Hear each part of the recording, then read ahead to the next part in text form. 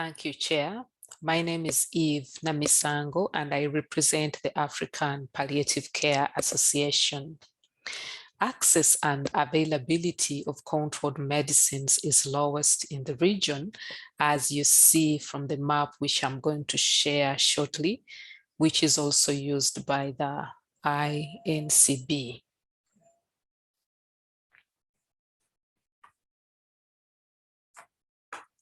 From this map, you can see that Africa is just squashed in there.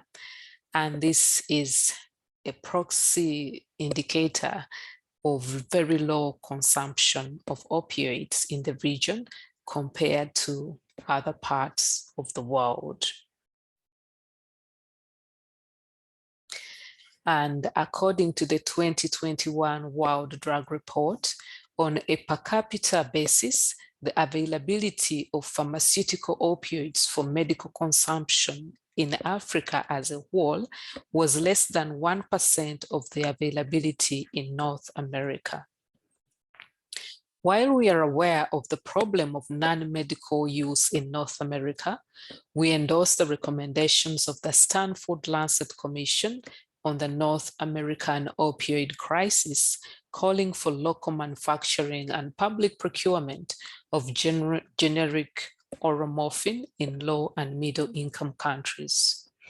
Taking the profit motive out of the pain medicine market will remove black market incentives while improving access to medical opioids to relieve the serious suffering experienced by patients on the continent. This requires training of the health professionals as well as regulators. Africa has limited pharmaceutical manufacturing capacity, even though locally reconstituted morphine is cheap to produce. We are blessed that the government of Uganda subsidizes morphine availability through the public sector. The pharmaceutical industry markets expensive patented opioids that are unaffordable for most governments in Africa.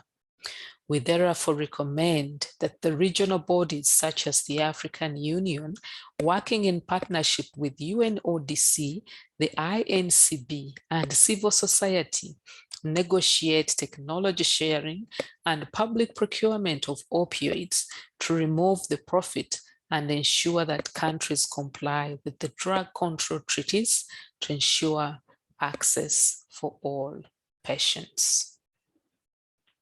I thank you.